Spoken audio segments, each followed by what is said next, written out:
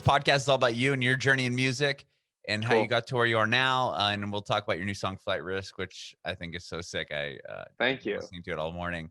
Awesome. And I loved you on Songland, dude. My wife and I are huge fans of the show. My nice. kids watch it. They try to watch it, in midst of TikTok and everything else in the world. But yeah, it's like a multitasking event for the kids. They're watching TikTok, but things are on. They're paying attention a little bit. Things happening in the background. But I love the show. And then I revisited your episode because I'm like, what? I know, I recognized you and I recognized the title of the song. So I went back and watched the episode you're on and I'm like, oh yeah, okay, Love Struck. Right. Now I remember.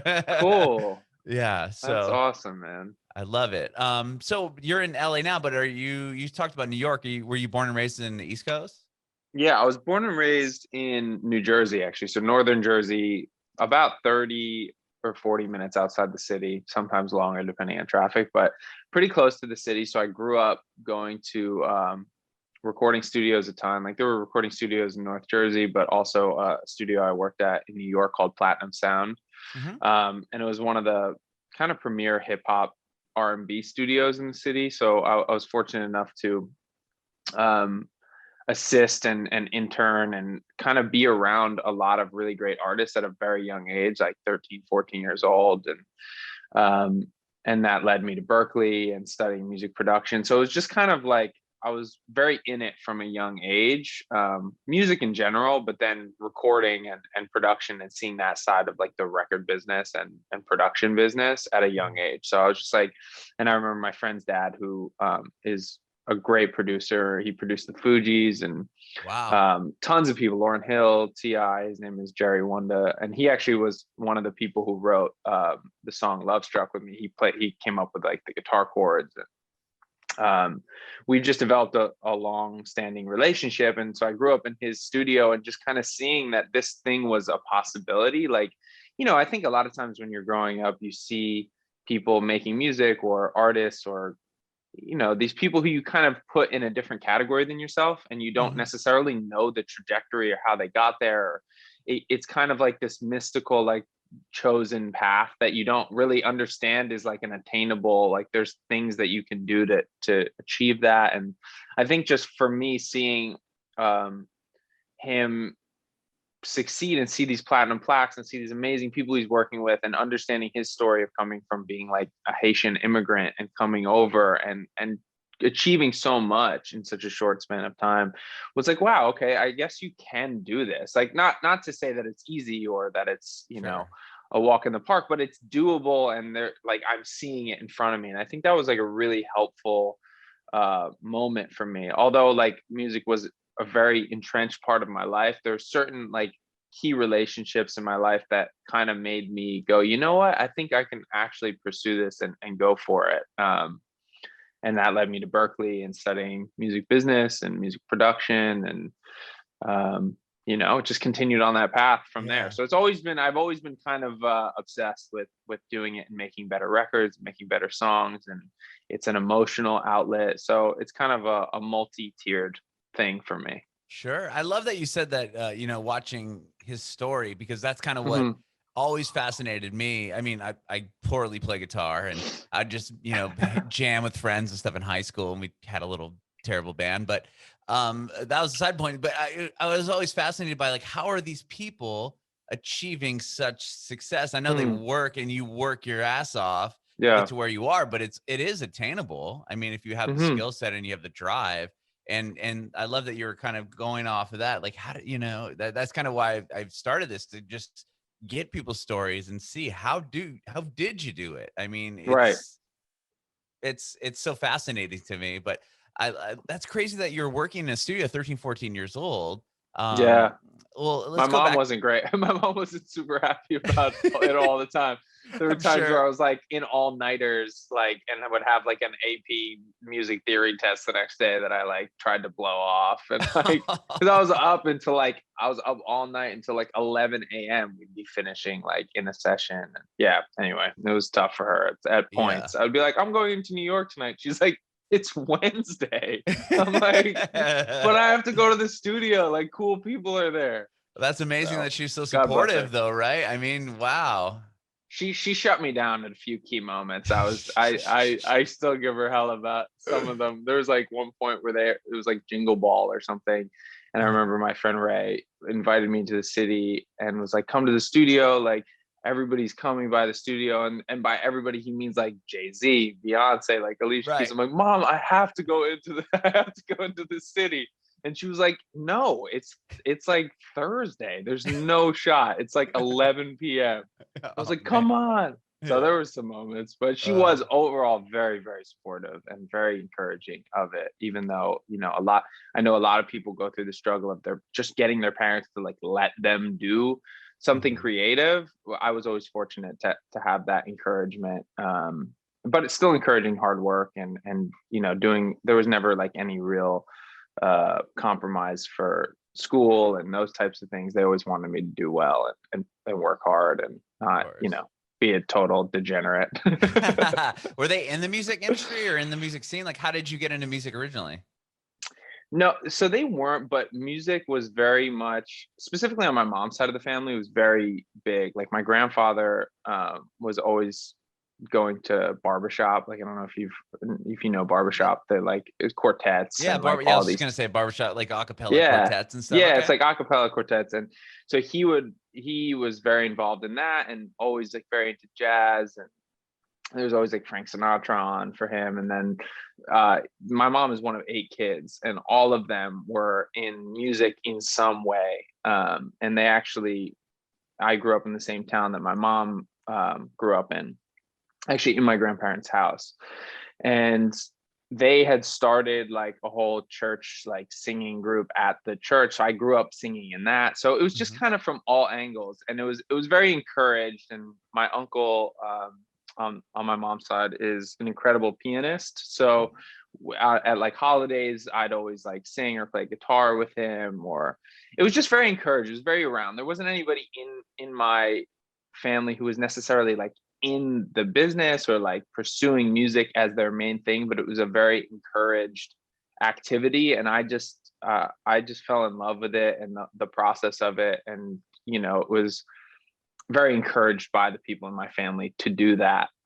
Even though, it can be a tough industry and stuff like that. Sure. So it was very encouraged That is as a whole. amazing. That's amazing. Yeah, that they're so Yeah. supportive of it, especially at such an early age. Were you put in piano lessons or anything? I mean, you talked about guitar. Yeah.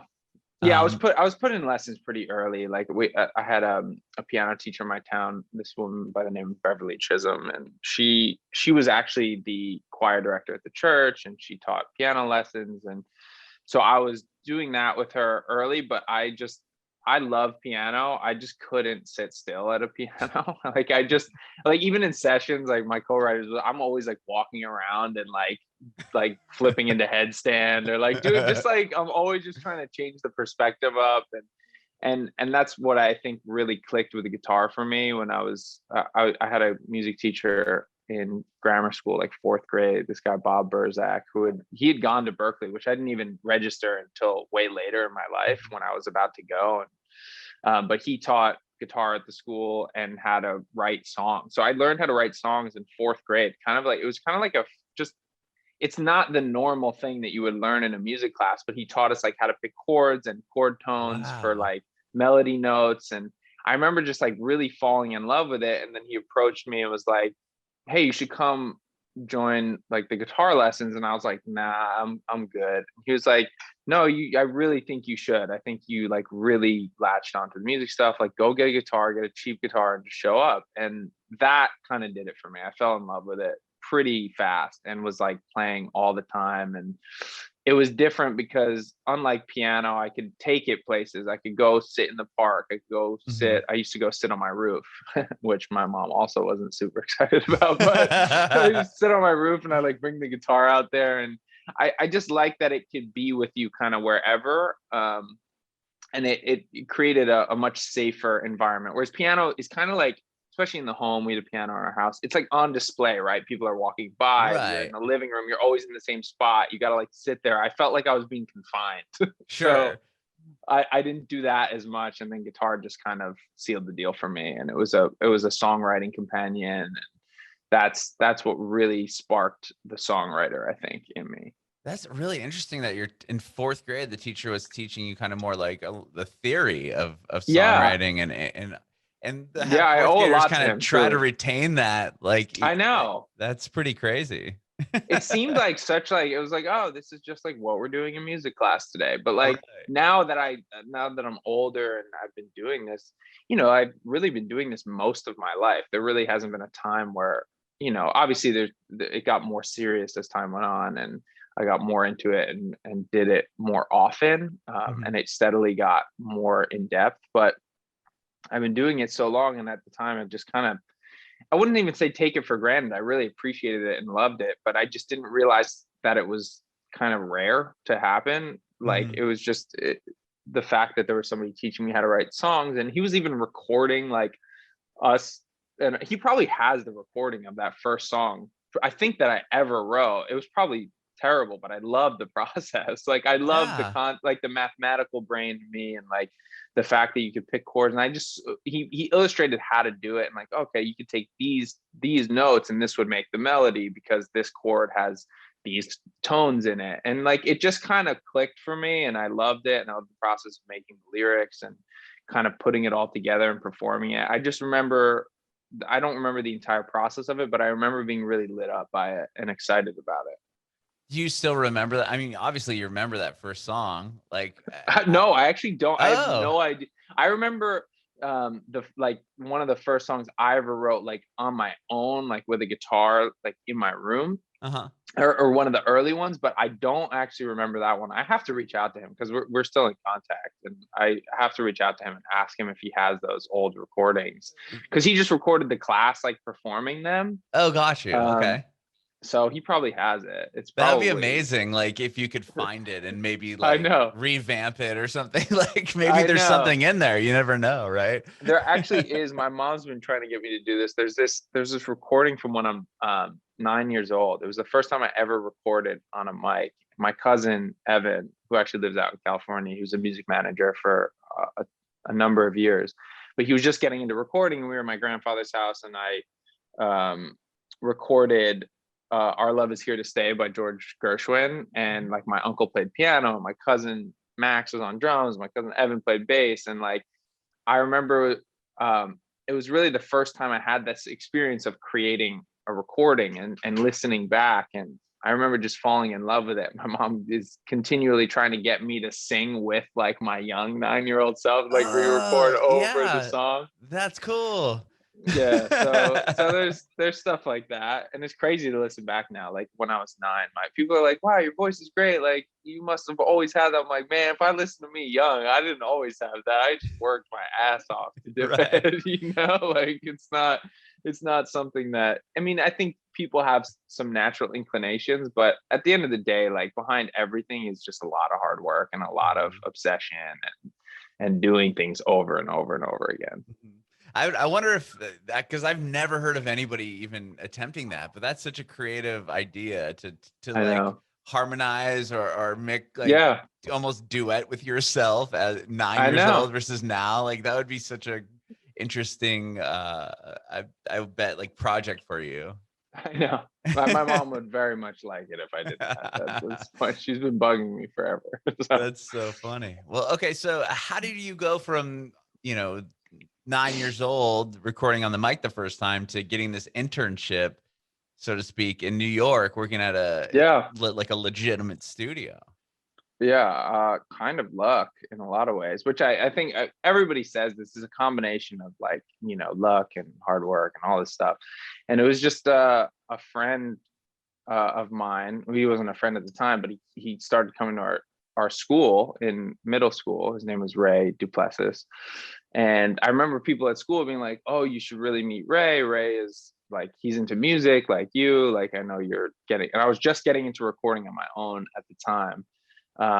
I actually learned at the Apple store, if you can believe that. They did like they did those one to one stuff when you got like a new computer or Yeah, something, and they would yeah, like teach you. And there was this dude, Pete Becker, who taught. We'd sit in the Apple store and like record in the back, and people would like walk by like, "What are they doing? Like, what are you guys doing?" Or we were in like helicopter cockpit, like headsets Oh yeah, like with a like the gamer mic. mic. Yeah, and like a guitar and like an interface. And so they knew I was getting into that, and they're like, you got to meet Ray. He's into music too. And we struck up a conversation at like a friend's house one night, and I ended up going over to his place one day, and I remember like looking around and be like, what? There's like all these like, what are these plaques? Like, what is going on here? I don't know where I am, but Right. this is cool, and I think it's amazing.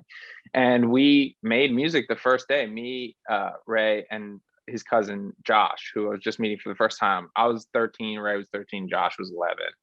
And we just fell in love with the process and kept writing. We were in bands all through high school and even into college. We moved out to Boston together, or I went a little earlier, but they ended up coming out and living with me in Boston when I was at Berkeley. And throughout that process of high school and just writing all the time, I knew I would go into the studio in New York because that's where his dad worked all the time. He was working with everybody from like T.I. to Shakira, and like, his studio had everybody from Chris Brown and Busta Rhymes and like just everybody who was in R&B and hip hop was coming through that studio. So we would often just go into New York and just kind of be around it and not necessarily interning at that time. But then when I was doing some internships at other studios in New Jersey, and they also had a studio in Bloomfield, New Jersey, as like another leg of the studio. And so that's where I would work a lot of the time. But as I, developed the relationship and was in that world more, and I was going to Berkeley and stuff like that, it just made sense to be like, can I just intern? Can I just come and like learn and just be in the studio and just assist on stuff? And he was like, yeah, of course. And me and Ray both ended up doing an internship kind of around the same time together.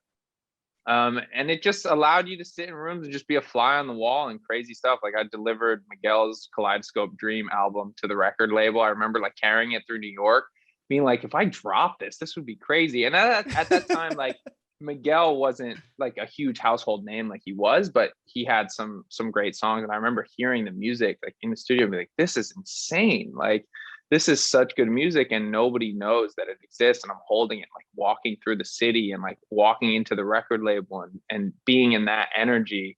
It was just a trip. So it was like, it was kind of just staying obsessed with it and being involved in it all the time and constantly showing up at the studio. Like there was, when I was done with school or whatever, I was in the studio later at night in New Jersey or New York. And it just kind of, I think he knew that we had interest, and Ray and I were always working together and writing together and in a band together. So he offered it up and knew I was going to Berkeley and study music production. So yeah, it was helpful because Berkeley is like much more of a collegiate experience. Like our classrooms for production were recording studios, but they had like kind of stadium-esque seating, but only like 3 or 4 rows deep. So they had like the tiered kind of like seating, but they were cushioned seats. So it was a much different experience than being like in a hip hop studio with like, just in the actual, like what it is really like versus like more of the collegiate design.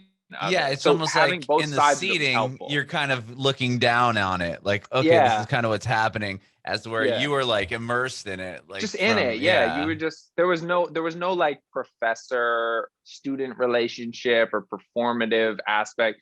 Not to say that Berkeley, that like the professors were performative. They were great and they were all like very good at what they did. It's just a very different energy to be in like a collegiate setting with grades versus like, smoke is filling the room in another their studio and like people are spilling alcohol in the booth, like just the crazy stuff. It's just a very different thing. So I think having both sides was illuminating to me, and the collegiate stuff and being at Berkeley and studying it from a more in-depth, like, we were doing ear training stuff where they would take white noise and like boost it at certain frequencies, and you had to tell what frequency boost it was, and like just crazy ear training drills that I never would have done in any other setting other than that. That has been very helpful.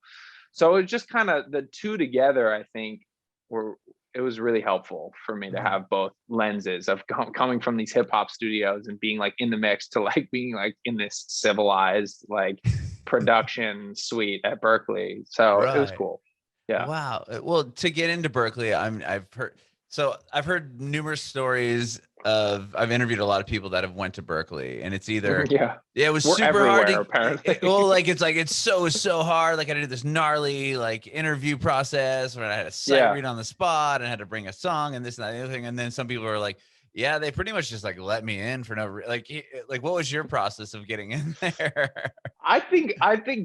Honestly, people say different things depending on the day, because it's definitely a grueling process. I remember like even just like the written aspect of getting into it was like there were so many short essays and long essays, and I remember it was like I was filling it out on the online forum, and I remember like the website crashed and I lost like half of my responses, and I was just like, it's over, I'm done, like I can't do this anymore. Yeah. So that was really rigorous. And then yeah, you have the audition process that's really pretty intense. I think for certain people and certain instruments, it's to varying degrees of difficulty and intensity. For me, I was auditioning on voice. I knew there were a lot of guitar players at Berkeley, so I figured there wasn't as many male vocalists. So I was like, this might give me a better shot at getting in or whatever.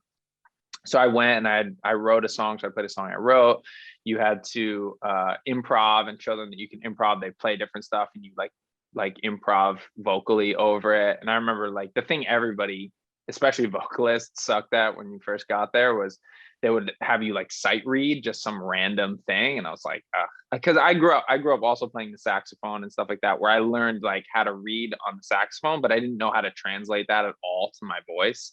I didn't know like where the notes were on this. Yeah, that's hard. It was terrifying. Yeah, I can't imagine. So like, needless to say, I was like, I have no idea how to do this one. But right. between that and like between the other stuff, I guess, and the interview, they they could tell that I was in it and like very invested in it and had, well, at least what it takes to build on. You had the drive, obviously. Yeah, they knew I was into it. They knew about like my experience in the studios and that I was.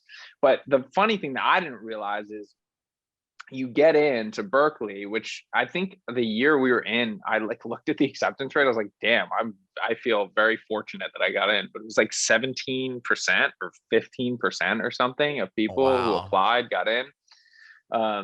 And then when you get in to be in the music production and engineering major, you have to go through a whole other application process once you get into the school, because the studios obviously have limited space. They don't have, a ton of, they can't let everybody in the school into that. They just don't have the bandwidth or the teachers. Now they have like the whole huge building with like state-of-the-art studios that they built kind of at the tail end of when I was there, so they can admit more people into that major. But when I was there, it was like very cutthroat and very intense. So like you had to produce out songs and like show that you were doing it and do a whole nother application process. So that was pretty intense and kind of blindsiding. I was like, damn, I have to apply again. I'm already here. Like, what's going on? So I had to apply again to be in that. But it was worth it. It was amazing to work in the studios and stuff like that. And fortunately, they could tell I was insane enough to I guess, let me in, because you definitely had to be a little insane to do it. I was like double majoring in music business and music production, but the music production schedule was like completely opposite the business schedule. Like we would have labs that, if you were new in music production, you'd have like a lab and you'd have like the last dibs for picking your time slot. And so I'd get like the 2 to 6 a.m. session slot and then have like a 9 a.m. business class. I was like, how does anybody do this? Like, right. That's crazy. They like have classes that run that late. You know what I mean? Well, it's not that it's a class. So you'll have like your classes during the day, but then you'll have labs and recordings, and like you'd have to go in and like record. Like we had to do like something called a live to two, where you do it fully live and you mix it live and it goes to tape and you're done. And then you'd have classes where like, you had to do a sound alike, where you pick a song and you'd have to recreate it and try to make it sound exactly like it did in the recording. And and so you'd have these projects and you would get studio time, because the whole point was that you would do it on the mixing boards and with their microphones and stuff. And like like everything, there's limited time or whatever. So if you were Sure. like the newbie, you would get like the awful slot that nobody wanted from like 2 to Right. 6 a.m. You'd be like in there 6 a.m. like falling asleep at the mixing board, and they'd be like knocking, like, can we clean the studio? You're just like, go away. Like, I don't know where I am. Right. Oh my gosh. That sounds insane. That sounds so intense. Yeah, it was a Okay. time. Well, when you started, so I'm just going off your Spotify right now, that you put out a song called Found Her in 2018. Was that like the first like song you put out as ChrisLee? Like, or were you releasing music prior to that? Kind of, yeah. I mean, I was releasing prior, but I've always been kind of my own worst critic and enemy when it comes to putting out. I'd like put stuff out, and like, I don't like it, and like pull it down. And Sure. I was putting out a bunch of stuff, and then I started working with my previous manager when I moved out to LA, and that Found Her kind of came from that first few trips of just kind of falling in love with Los Angeles. I had been talking with a major label when I was in college, but ended up turning it down because I just didn't like the culture of what it was at the time. So my first experience with LA a while ago was, it wasn't negative, but it wasn't something that was like, yeah, I want to move to LA. It was just like very intense. It was like an intense ride. And so I remember this next time when I was coming out to LA, which was, I think it was like 2017. Yeah, it was 2017 when I started coming out to LA again, and I just really fell in love with it. I was like in a different place in my life, and working with a ton of people when I came out here, and just in sessions constantly, and just kind of fell in love with California as a whole. So Found Her was like, I remember we started writing it when we were out here, and then when we went back to New York, it was like gray and gloomy, and I was like, ew, like I need to finish the song and get back to California. Like, Sure. it's just way better there. So that was kind of like, I guess the first song I released that is like this new, I guess, era for me of just, I think, feeling more professional and more like grounded in what I'm doing, and feeling confident about the work that I was putting out, and feeling like I had reached a point where I was comfortable putting stuff out consistently and actually leaving it up, not like pulling it and stuff like that. Right away. Yeah. So it was the first of, releasing, and it's been, crazy ride. I think like a lot of people have in LA, of just like really trying to make things happen, and it can be tough at times and a struggle. And so I've been kind of not as consistent as I would have liked to be with releasing music. I've been writing and producing a ton, which has gotten me, even honed my abilities and as a songwriter and a producer more. So it's all been great, but it's been probably less output than I'm actually doing. So I have like tons of songs that are sitting there that I'm like dying to get out. And just really trying to keep that ball moving, as well as doing the songwriting and production and stuff like that. So, because you've put out songs with I mean, I'm looking at like Bad Drugs was a song that you co-wrote, or was it you co-wrote the song? Co-wrote and produced. Yeah, co-produced and co-wrote it. Okay, so you work with artists, and then you put out songs on your own, just under your own name. I just love the whole process of creating records and writing songs, whether it's for other artists and it's kind of honing like something that might be their favorite thing, or like just really trying to get, I originally wanted to go to school for psychology.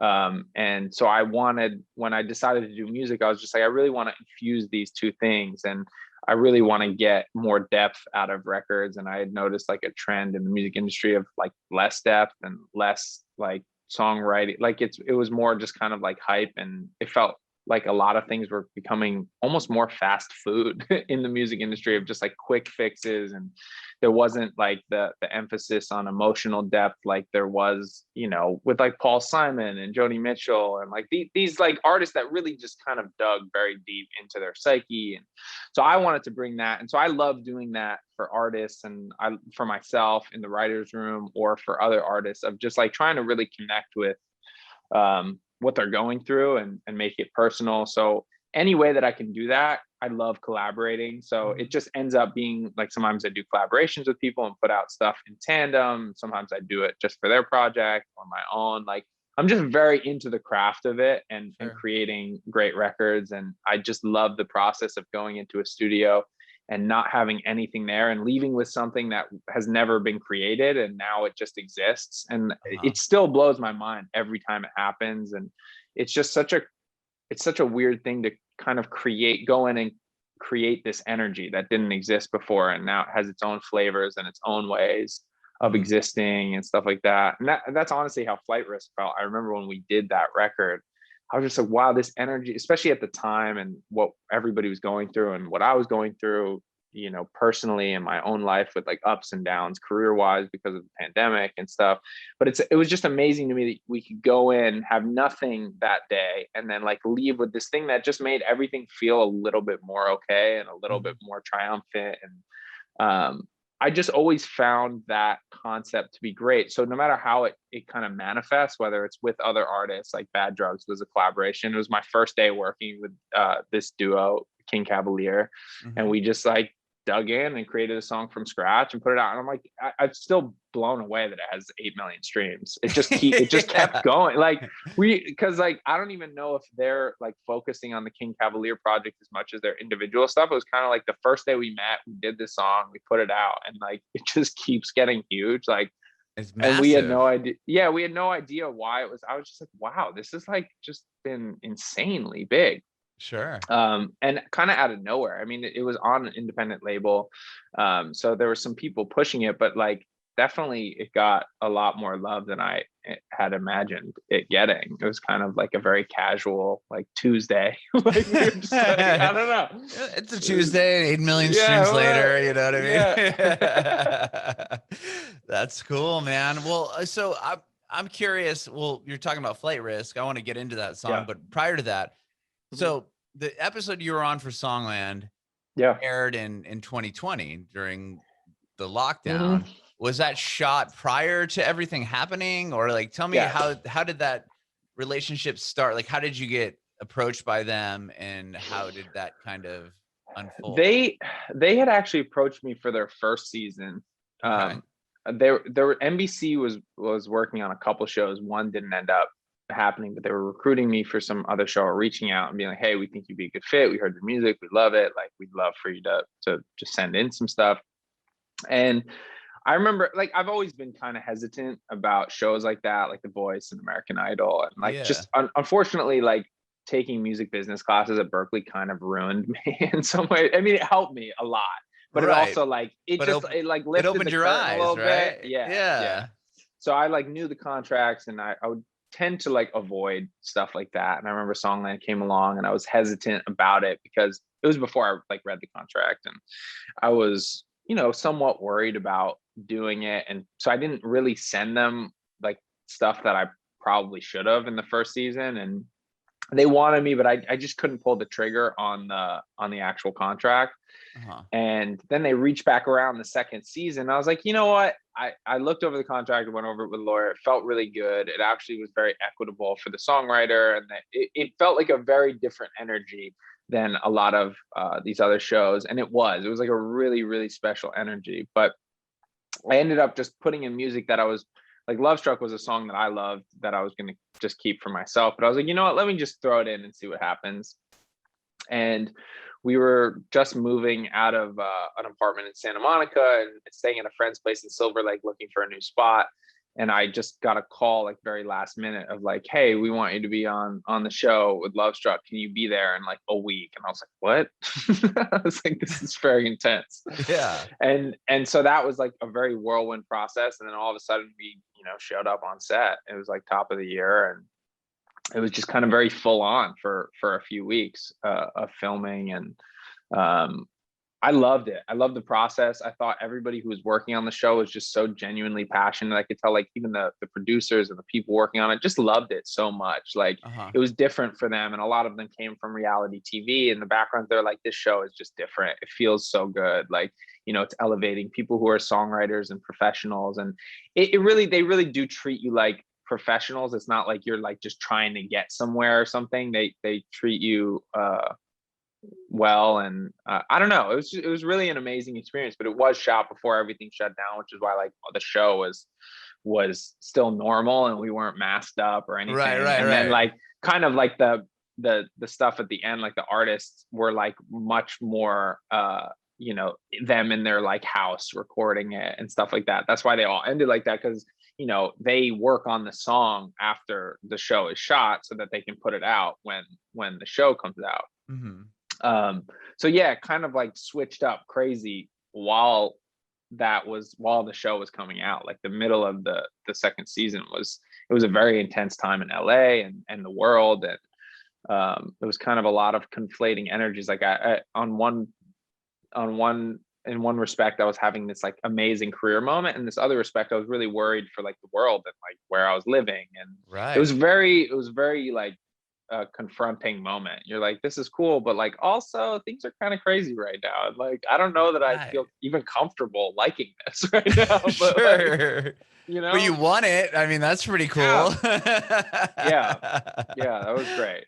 And it was fantastic to work with Esther, and the guys are just so talented, and people that I've looked up to in my career. Like it was a trippy experience for sure to be in that room.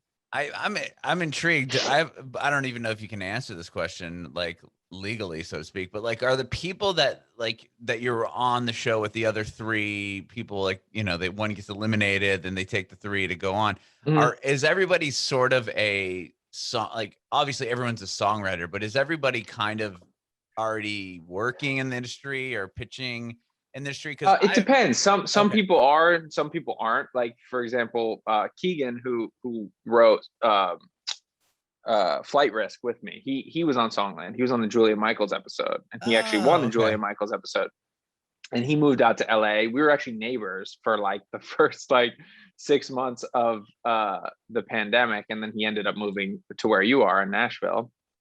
But he was kind of like fresh and new and trying to get into songwriting, and wasn't, he's super talented dude, great voice, great writer, just like kind of naturally gifted, and just like a sweetheart in general. So he was more on the side of trying to get in. But somebody like Zach Waters, who was on my episode, he's been in LA forever and is a producer, and he's a great songwriter. Right? Yeah, he's fantastic. So I think it's a range. I mean, I really think what they're trying to do is just find the best songs and showcase the process, and they're not as concerned about like what level you're at. Like if you have a good song, you have a good song. And I think a lot of it is done, and I think the artists, A&Rs and teams kind of like sift through tons and tons of songs and look at stuff that might be able to be developed into something that they would like.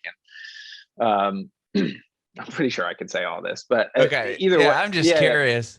No. I mean, I don't think any of that is anything that is a problem. But it's definitely a show that was very concerned with getting just great songs and showing off the process. And it really does highlight what it is like to write a song and talk about variations. And I think it's such a for most people, they have such a different vision of what it is than what it actually is, it's just people in a room like working on stuff and throwing ideas at the wall and it not working, scratching this and writing a new verse and picking a new instrument, and like it's kind of a lot of trial and error, and it's like a puzzle that you have to define when the puzzle has been solved.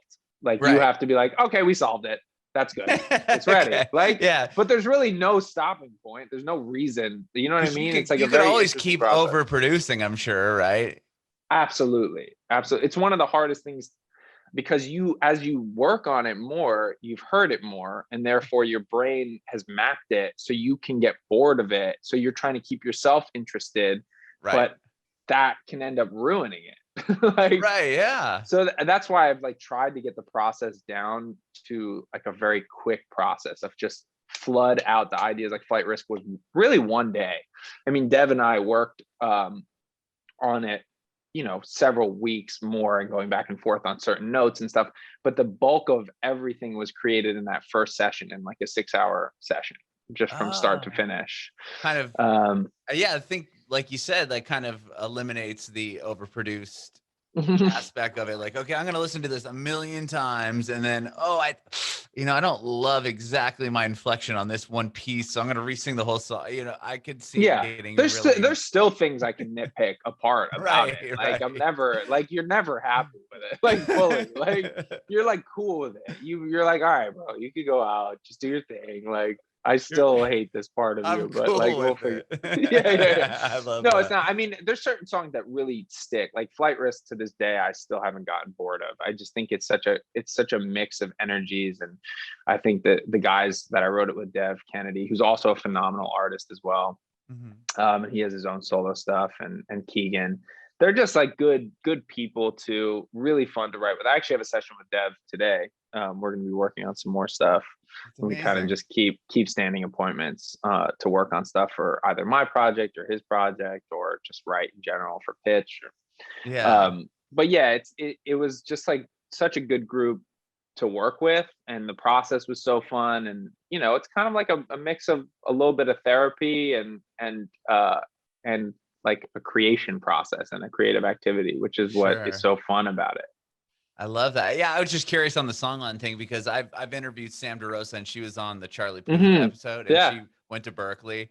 And hmm what I was fascinating about it was I didn't know, but she she helped write "Broken" for Lovely the band, and she hmm also wrote Dixie D'Amelio's "Be Happy," like these songs that were like are these major hits. And it's like, and Right. she didn't even win, but it's like one of those things where she was already had experience in that pitch world. Right. And that's why I was curious if it was all like submitted in and then like, okay, they would sift through, but it makes total sense to grab people that have already have Yeah, I some think it's sort just a of, mix. It's yeah, whatever kind of like fits that season. At the end of the day, they're trying to make entertaining TV and of make it course. exciting and have, you know, and showcase the craft of songwriting and putting it in its best light. So I think there's a mixture, like there's Mhm. some people who come out of the woodwork and just really blindly submit and just throw stuff in. And that was Keegan's journey. He's from Alabama, and he was interested in it, and just, I think like somebody in his family was like, you should submit, and he did. And for other people, it was a completely different process where they might have reached out and be like, hey, we like your stuff, can you submit some stuff, and so Got we it. could just check it out.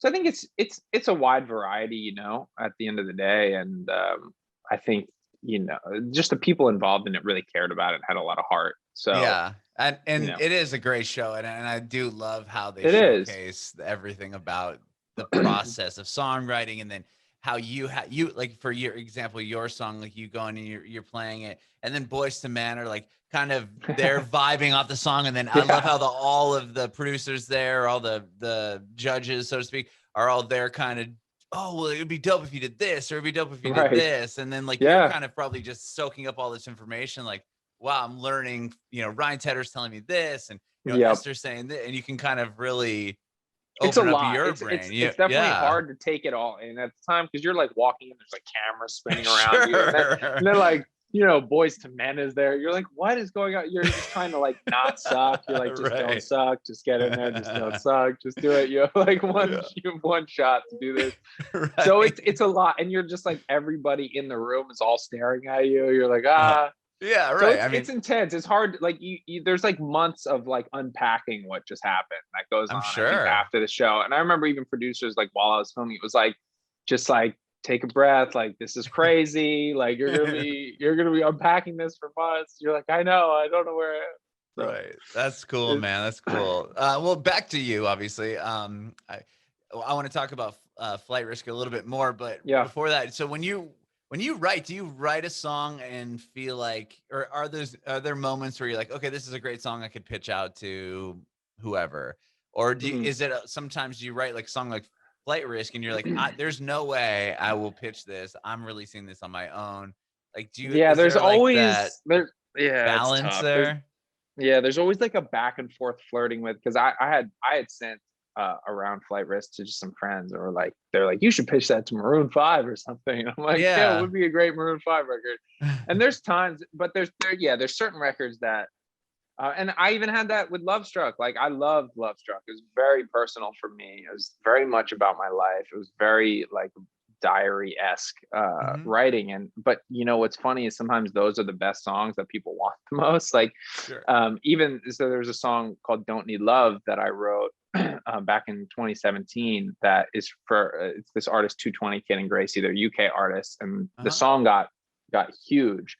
And that was a song that, once again, I loved and was like very personal, but they like kept reaching out. They're like, we love this song. We really want to use it. I'm like, damn, like it's always the song you love the most that like is the closest to your heart. So there's a balance.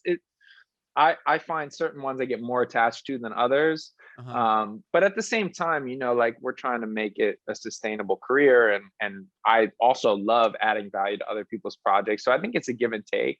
And you start to create so much, like I'm pretty much in sessions daily, making new stuff daily. And so there's only so much that you're going to even put out. So it's just, Dev actually got me better at this, of like categorizing like all the songs that you're writing. Like he has like a whole spreadsheet method of like, he has like 300 songs on his, and like I've just started going through everything that exists on my Dropbox and like being like, what needs to be completed, or like what could be for pitch, or what's for me. And I think there's growing pains to it for sure, because there's times where you just want to hold on to something so tightly, but then you don't end up using it. And it's tough. It's tough because it's such a personal, it's hard to quantify, because that people who I feel like who don't create art, I'm sure like painters could really identify with this. Like they paint this thing that they love and then they have to sell it and like give it away entirely.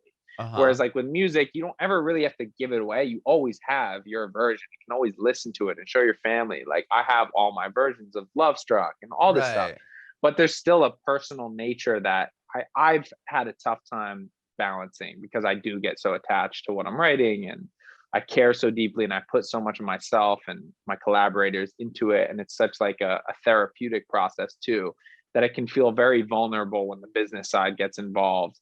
But that being said, I do love that side too. And I love pitching records, and I love making other people, like Will, that's 220 Kid's name, is just so appreciative for the song, and it really helped launch his career in a big way, and set up a platform for him. And it just got nominated for a Brit Award, which is also really trippy.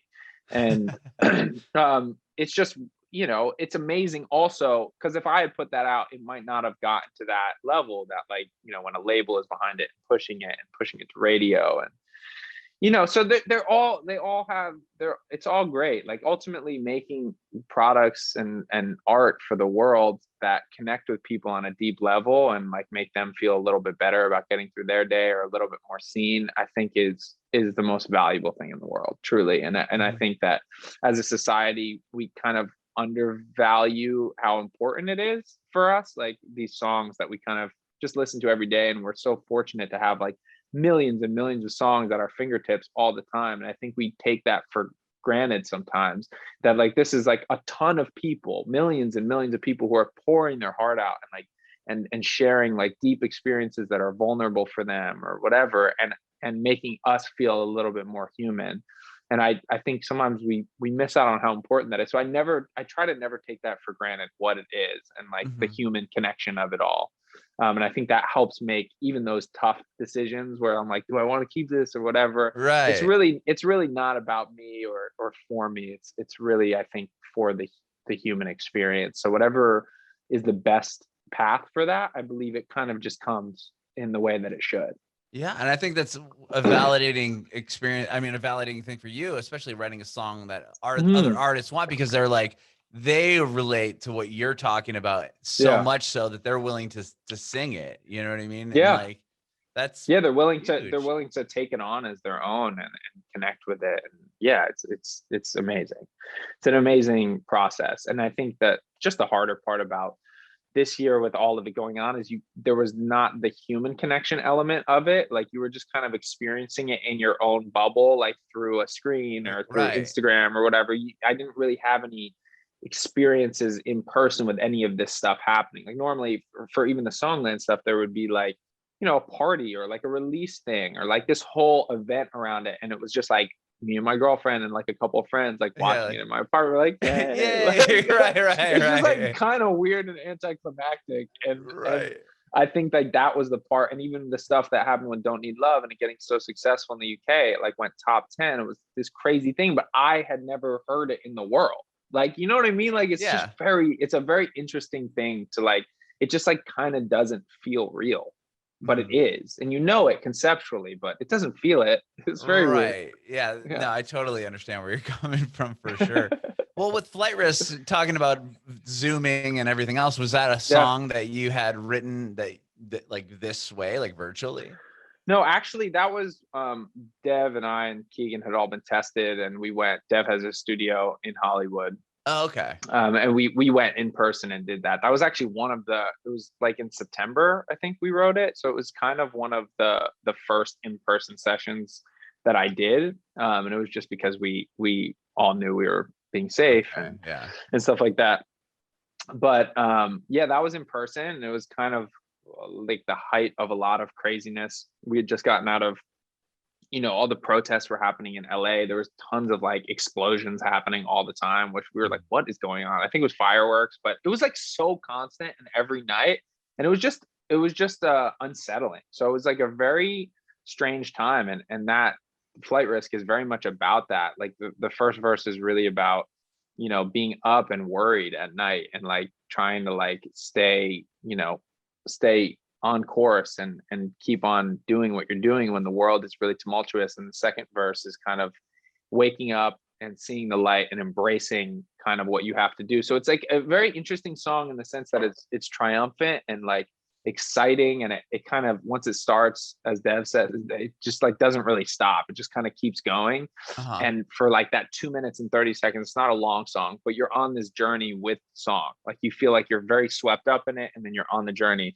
But it's a very multi-dimensional song in the sense that it's got a lot of worry and fear, but it's also got a lot of trust and faith and excitement. And it kind of oscillates between the two, which is really like such a summary of the year of what it felt like to have like career success, but also be worried about like, what's going to happen to LA and the music business, and if touring doesn't come back, and, just like kind of a multitude of things. So for me, it kind of changed meanings throughout the pandemic. And like, as we got later and things started to seem more hopeful, I remember Flight Risk for me started taking on a more positive viewpoint. Like it started feeling more triumphant, like, wow, look at what we got through, as opposed to like, I'm still in it going through it. Yeah, we're still in it. I mean, and we still are, but it just felt like there was forward momentum on it. And I remember calling Dev like after the election, and the LA energy just like changed overnight with the election. It was interesting to watch happen. And I remember just like people in the street like celebrating it and really excited that things were kind of changing and going in a new direction. And I remember playing the song, like watching this, and I texted Dev, I was like, man, this song feels so different to me now. It feels like really triumphant and exciting. And he was like, yeah, that's crazy. I had the same thing happen. It just very much changed its tune. Yeah, it's wild how that song came to be and became such a representation of the year in a lot of ways. I love that. I wonder if it would be any different if you would have wrote it over like virtually. Definitely. You think so? Yeah, I mean, that's the thing. Well, that's the funny thing. Like you can get a lot of, like, I'm working with an artist, Mark Joseph. He's a phenomenal singer, and we did a song that we're working on right now for his project completely over Zoom, and it's been great. And I just think it's like, but would it be different if we were in person? Probably. I don't know whether it would be better or worse, but it would be different. Like there's just a different energy in the room versus virtually, that neither is necessarily worse or superior, less. They're just different, and I think the song Flight Risk would have been different in some ways if I couldn't pace around like a lunatic and go in headstand in the back of the room. And Dad would be like, what are you doing? Why are you upside down? I don't know. Why are you upside down? Yeah. But it would have been different. Like it, I don't know how or what it would be if we didn't do it in person, or if I didn't bring Keegan to the session, because like there was at first it was just scheduled for me and Dev to go in and work, and all these little factors just play a role. And it's part of why you kind of just have to trust the process, and just with whoever's in the room, or however it happens, or whether you're virtual or in person, it's just, you got to focus on making the best thing and really being honest. And I don't know, it's just embracing the process and stuff like that. But I'm glad it was in person. I'm glad it turned into what it did. I mean, at the end, there's the, yeah, feel happy, Yeah, for you, I'd be that wouldn't have been the same because that was all three of us in the room, like singing it, like Sure. spaced out, like all over the room, like and doing different takes of all singing it, like kind of like a gang vocal type thing. So that probably wouldn't have been there at the very least, like because we wouldn't have all three of us. Maybe Dev would have been like, "Hey, everybody, record your own." It just Yeah, wouldn't and have we'll been the try to same. mix it, and yeah, Yeah. exactly. I So love things that. like that maybe wouldn't have happened. Like there's a point in the after the first chorus where it sounds like there's like kind of radio chatter of Mhm. like a flight attendant, like it sounds like air traffic controller, and it's just literally me kind of like jokingly being an air traffic controller in the mic and just Yeah. saying ridiculous things. Dev's like, I'm gonna release the raw audio of that for people at some point because That's she like funny. I was just putting on like a voice and like speaking really like intensely and like we're all going down, like just Yeah. crazy stuff, and we just made it into an effect that kind of added to the vibe. And Mhm. yeah, it's just funny, like all the little things, and we probably wouldn't have done that virtually because it was just very like much an in the room thing that I was just like, let Yeah. me just try this and do it, and we were just Sure. laughing hysterically about it, and it ended up being a really great texture for the song, which is something I love about this song. It's like a very cinematic ride. You know, we sampled even the fasten seatbelt noise, the dong, and Oh, like yeah. that's in the song. Like we just use that as like an instrument layer, and like the air traffic controller stuff, like little runway noises. It just feels very much like a kind of like a brief cinematic adventure for like 2 minutes and 30 seconds. And what we notice is right when you're done, you're like, I want to be in that again. Like I just want to hit that again and just go on that ride Uh-huh. and land. It very much feels like what it is about kind of getting out and like just running away and being in love and just getting out of here. Sure. Yeah, I love it, man, and it's such a great song. And is this going to be part of like, are you going to release an EP or what, or is it just kind of singles for right I now? think I'm just gonna keep throwing out singles. I mean, I think just I think the world has changed a lot, and the Mhm. consumption of music is different. And I don't necessarily think it's better or worse. I just think it's different. I think the medium that we receive music through is now the same medium that we receive a lot of other things. Like I'm on a phone talking to you, but I Right. also after this can put something in my calendar and watch a Netflix or YouTube, and then Right. also listen to Spotify. So I think the thing that is I think been hard for music to grasp, or like TikTok, for example. So all of these things now exist in the same space. Whereas before, you went to the movie theater to watch a movie, or you got a VCR tape or like a You DVD and you put rented it in it. the Yeah. thing, and that TV was for that.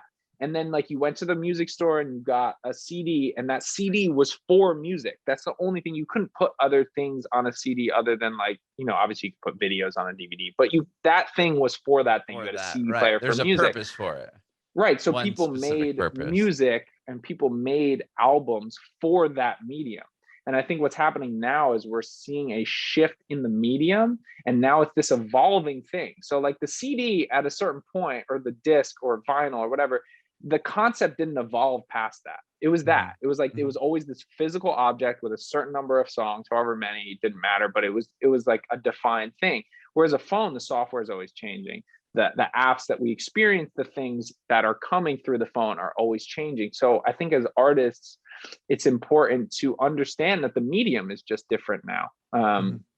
And so that's kind of led me to be more in the line of kind of consistently putting things out and consistently engaging on socials and doing things like that. And it's, I think for a lot of artists who grew up in the world where it was CDs, it can be a hard shift, or you could feel like we're losing Yeah. something. And I think in a way we are, just like we lost vinyl at one point, and that's coming back now. People are getting excited about vinyl in a way that maybe they weren't for a while.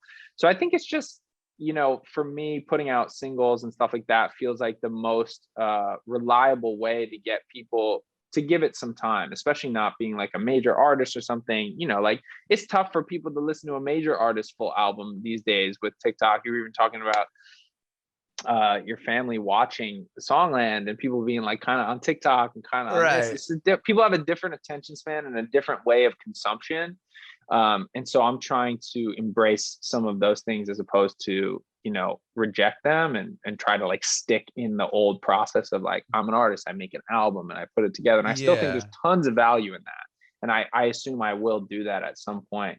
But at the time, I think I'm making so much music and so much different music that I'm just excited to release a lot of stuff that shows a range of stuff that I do. So like even music that'll be coming out next, there's some like that are more like ballad kind of cinematic songs that have like violins and strings, and then there are some that are just like straight R&B, kind of more in the R&B hip hop realm of things, and some that are more in the pop space. And I think what I'm excited about in this time is that can happen now for artists, and that was always something that I always felt like I had to curb, like I had to put things more in a box, or like pick my lane as an artist and just like stick with it, or like stick with a certain sonic like sound and certain persona. And I feel one thing that's kind of liberating actually as an artist now is that you don't feel like you have to do that in much, and actually this kind of multi-dimensionality is embraced by people online, like as more human, because it is more human. We're not all one thing, we're not all one energy, and I don't think artists are either. So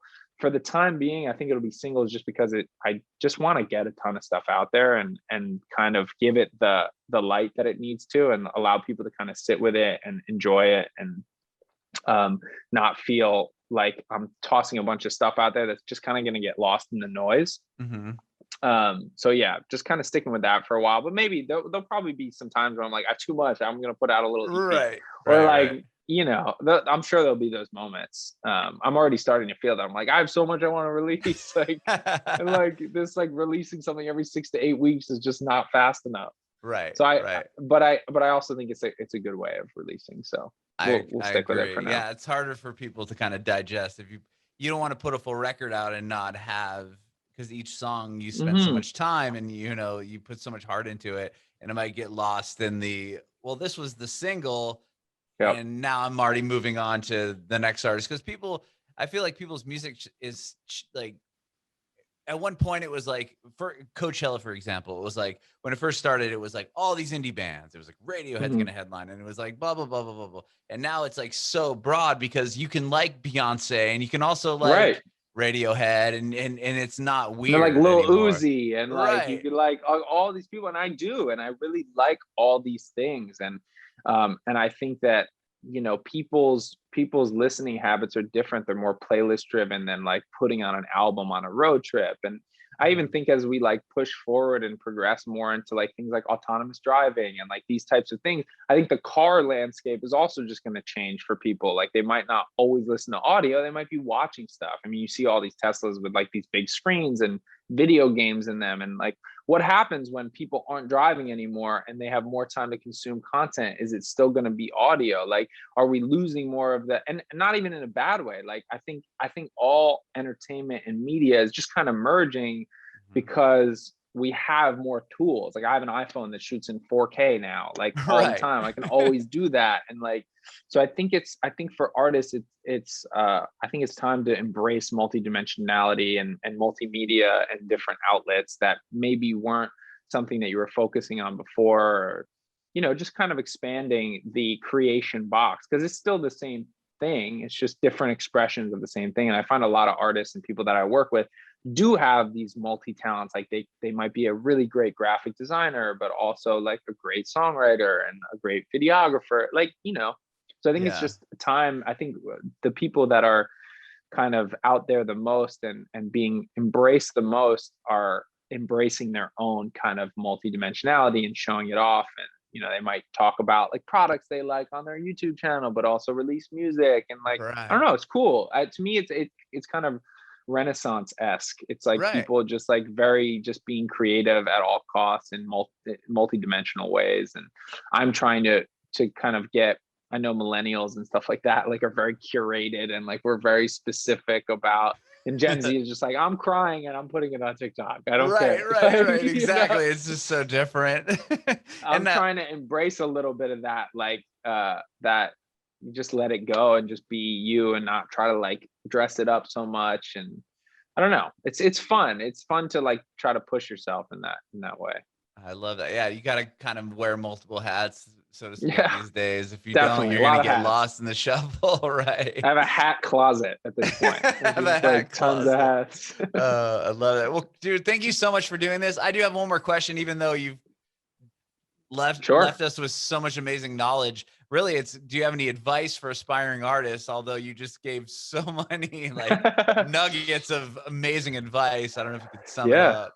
of course. I mean, I think just stay stay hungry and like stay active and just keep doing. If you love something, just keep doing it every day. And even if there's not necessarily like the reciprocity and give back of like, success or whatever you perceive success to be, just stick with it and like keep being a beginner's mind and keep going in and developing good relationships and being a real person and just trying to just bring the energy of whatever thing you're in up and learn and be a sponge. It's really just about continuing to do it. Like there's been times where I've wanted to stop or I felt like it's, too hard to make it happen or make it work. And I think it's just kind of the faith that you just kind of got to keep going, even if you have to do stuff to pay the bills or get things done. Like just never lose sight of it. Like if you're working a 9 to 5 or you're really busy, like come home and work on it and like go find people that produce or like try to delegate some of the tasks or whatever you can, but just stay active and stay in it. Because I think while we're doing it and writing and producing, you always want the thing to happen, right? And I'm starting to have some of those things happen, like the platinum records and these types of things. And you realize that like that stuff isn't what the success is. It's really the process of just doing it every day and getting better and better at your craft and getting more excited about the thing you're doing. And the whole time, like when I was growing up, I'd always be like, I want things to like blow up like next year. And they didn't necessarily. But that whole time that I was working with that mindset, I was getting better at my craft and doing more and continuing to stay active. And now I started probably when I was 13. So I'm like 14 years in to like just being at it all the time and like always having it in the forefront of my mind. And now I feel really confident about what I can produce. And I'm well versed in how to songwrite and produce. And it doesn't happen overnight, no matter what it looks like. It absolutely takes just a ton of work and a ton of love for the craft. And I think people just need to stay at it. If they love it and if they care about it enough, just stick with it no matter what's going on in your life. And you will get better. And at a certain point, you will have some success or have something that really fulfills you. And even if it's, a lot of people might get into it when they're like in their 20s or in their 30s, and there's no timeline on it. You can always get good at something. So just stick with it, keep doing it, keep loving it.